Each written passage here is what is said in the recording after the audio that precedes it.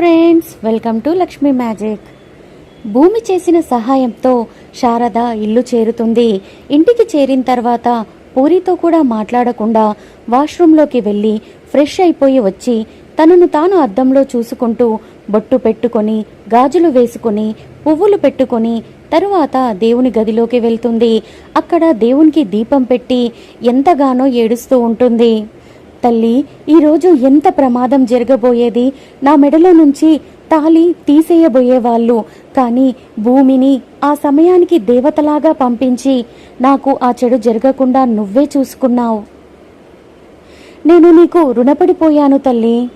నేను నీకు చేసిన పూజలు ఈరోజు ఫలించాయేమో అనిపిస్తుంది.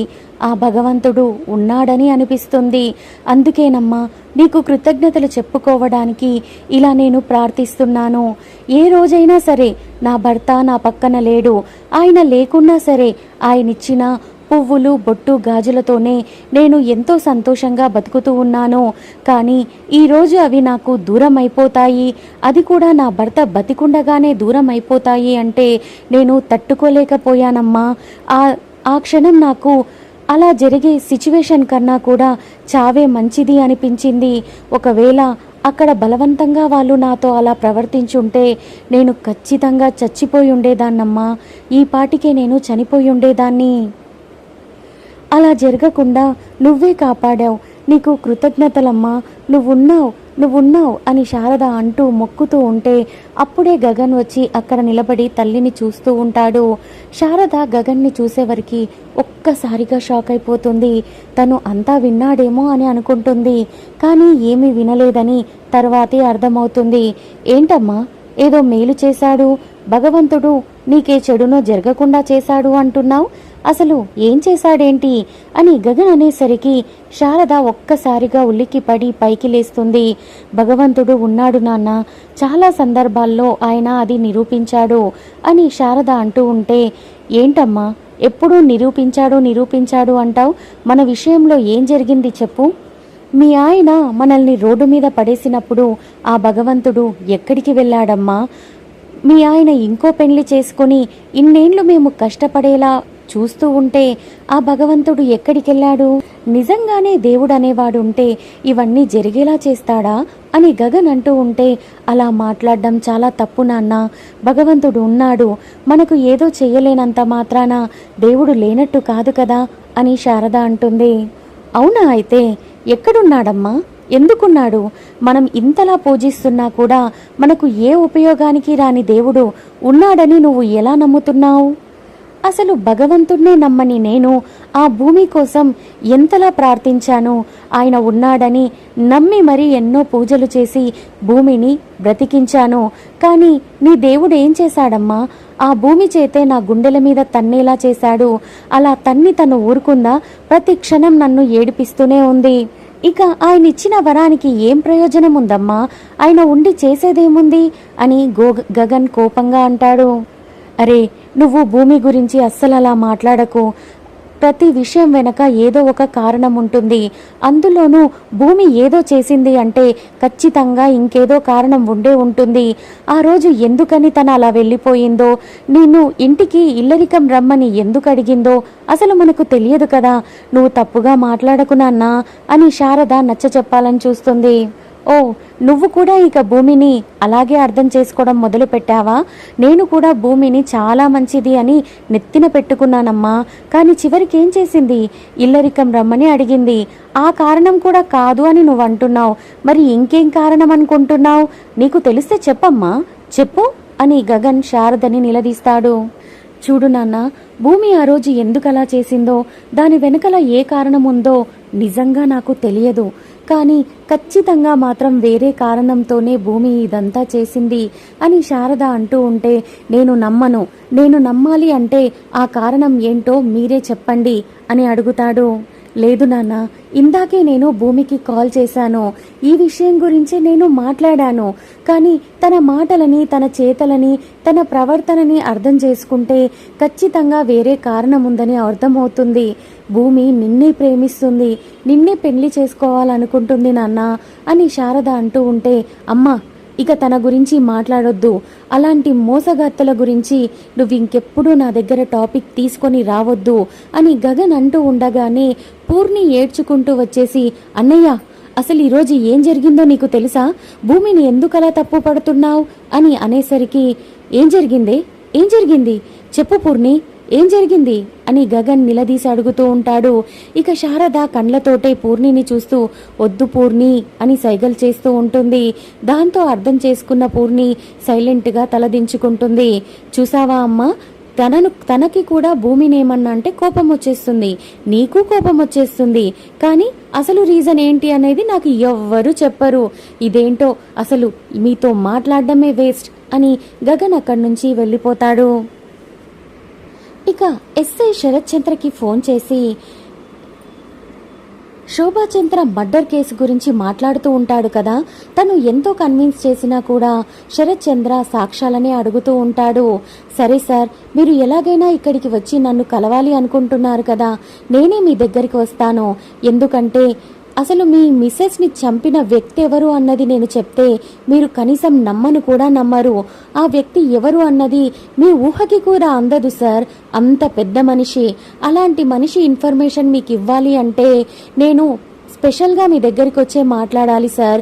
పోలీస్ స్టేషన్లోనో బయటనో పబ్లిక్ ప్లేస్లోనో వద్దు సార్ అని ఎస్ఐ రిక్వెస్ట్ చేసేసరికి, నా శోభాని చంపిన వాళ్ళు ఎవరన్నది మీరు నాకు చెప్పండి, ఆ తర్వాత వాళ్ళని ఏం చేస్తాను అన్నది నేను డిసైడ్ చేసుకుంటాను, ఆ పేరేంటో చెప్పండి అని శరత్ చంద్ర కోపంగా అడుగుతాడు.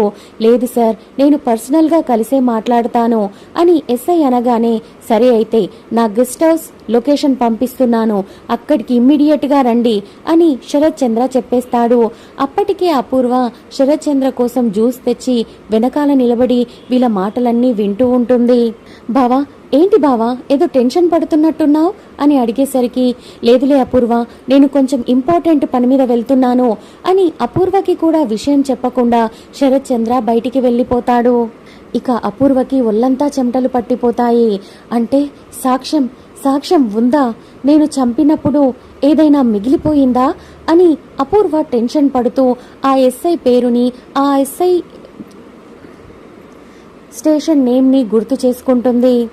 ఇక ఎస్ఐ బయలుదేరి గెస్ట్ హౌస్కి వస్తున్న దారిలో అపూర్వ కాపు కాస్తుంది. ఇక ఎస్ఐ అక్కడికి రాగానే తనని అడ్డగిస్తుంది. ఓ, మీకు ఇన్ఫర్మేషన్ ఇంత తొందరగా పాస్ అవుతుందని నేను అనుకోలేదు, మీకు తెలుస్తుందని అనుకున్నాను, కానీ మరీ ఇంత ఫాస్ట్ ఉన్నారా అని ఎస్ఐ అంటూ ఉంటే, మరి తెలుసుకోవాలి కదా, అంత తెలుసుకోకుండానే ఇంత దూరం వస్తాను అనుకుంటున్నావా అని అపూర్వ అంటుంది. నేను కాల్ చేసి కనీసం 10 నిమిషాలు కూడా కాలేదు, అంతలోనే మీకు ఇన్ఫర్మేషన్ వచ్చింది అంటే దాని అర్థం మీకు ఆ కెమెరా ఉందని, ఆ కెమెరాలో అంతా రికార్డ్ చేసే ఉందని ముందే తెలుసన్నమాట అని ఎస్ఐ అంటూ ఉంటే, అవును, మీ పోలీస్ భాషలోనే చెప్పాలి అంటే నేరస్తులు ఎంత పెద్ద నేరం చేసినా ఏదో ఒక చిన్న క్లూని వదిలేసి వెళ్తారు అని అంటారు కదా, అలాగే నేను కూడా ఆ కెమెరాని ఆ రోజు టెడ్డీ బేర్లో అలాగే వదిలేశాను. అదే ఇప్పుడు నా కొంప ముంచుతుందని అనుకోలేదు. నేను నేరం చేశాను అని చెప్పడానికి అదొక్కటే సాక్ష్యం. దాన్ని నువ్వు నాకు ఇచ్చేసావనుకో ఇక ఏ సాక్ష్యమూ ఉండదు అని అపూర్వ అంటూ ఉంటే, మేడం, నేను అందరిలాంటి పోలీస్ ఆఫీసర్ని కాదు.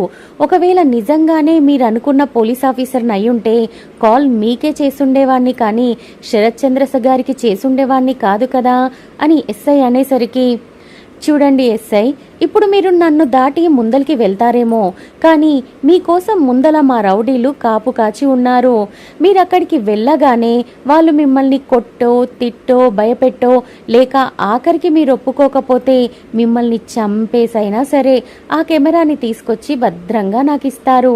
ఇదంతా అవసరమా చెప్పండి? మీకే నేను ఒక బ్లాంక్ చెక్ ఇచ్చేస్తాను, దాని మీద 10 కోట్ల వరకు మీకెంత కావాలంటే అంత రాసుకోండి. ఓ, ఐఎమ్ సారీ, 10 కోట్లేంది, మీకెన్ని కోట్లు కావాలంటే అన్ని కోట్లు రాసేసుకోండి, నాకు మాత్రం ఆ కెమెరా కావాలి, ఇచ్చేయండి అని అడుగుతుంది. నిజమే మేడం, మీరు నన్ను ఏమైనా చేయగలిగే స్థాయిలోనే ఉన్నారు, కాదని నేను కూడా అనట్లేదు. ఇప్పుడు నేను మిమ్మల్ని తప్పించుకొని వెళ్ళినా మీ రౌడీలు నన్ను కొట్టొచ్చు, తిట్టొచ్చు, గాయపరచొచ్చు, చంపేయొచ్చు కూడా. కానీ వాళ్ళు ఏం చేసినా కానీ వాళ్ళకి ఆ కెమెరా దొరకదు కదా. ఎందుకంటే ఆ కెమెరా తెచ్చిన అతను నాకు ఆ కెమెరాలో వీడియోని చూయించి దాన్ని భద్రంగా తీసుకొని వెళ్ళిపోయాడు. అతనెవరన్నది నాకు కూడా తెలియదు. కానీ నేను ముందు శరత్చంద్ర గారి దగ్గరికి వెళ్ళి ఇలా జరిగింది, ఇలా చూశాను అని చెప్తాను. ఆ తర్వాత ఆ మనిషిని పట్టుకొని ఆ కెమెరాలో ఉన్న వీడియోని కూడా చూపిస్తానని చెప్తాను మేడం అని ఎస్ఐ అనగానే, ఏంటి మీరిప్పుడు ఏ సాక్ష్యము లేకుండా మా బావ దగ్గరికి వెళ్ళి నేను తప్పు చేశానని చెప్తారా? అసలు మా బావ నమ్ముతాడనే అనుకుంటున్నారా? మా బావకి నా మీద ఎంత నమ్మకం మీకు తెలుసా? మీరు ఏ సాక్ష్యాలు ఆధారాలు లేకుండా మా బావకి ఏదైనా చెప్పినా తను కనీసం కొంచెం కూడా రియాక్ట్ అవ్వడు. ఆ విషయాన్ని గుర్తు పెట్టుకోండి. అయినా సరే మీ టైం వేస్ట్ చేసుకోవాలి అని మీరు అనుకుంటున్నారు కదా, వెళ్ళండి, వెళ్ళి ప్రయత్నించండి. చెప్పి నమ్మించడానికి ప్రయత్నించండి అని అపూర్వ ఎస్ఐతో పొగరుగా మాట్లాడుతుంది. సరే అయితే అని ఎస్ఐ కూడా అక్కడి నుంచి బయలుదేరతాడు. ఇక ఇక్కడ మరి ఎస్ఐ అక్కడి నుంచి బయలుదేరి శరత్చంద్రని కలుస్తాడా, లేక అపూర్వ రౌడీలతోటి ఎస్ఐని బాగా చితకబాదించి అతను ఎవరి దగ్గర కెమెరా దాచిపెట్టాడో తెలుసుకోవాలి అనుకుంటే అప్కమింగ్ రివ్యూస్ కోసం నా ఛానల్ని సబ్స్క్రైబ్ చేసుకుని ఒక లైక్ ఇవ్వడం మర్చిపోకండి. Thank you for watching. Bye bye.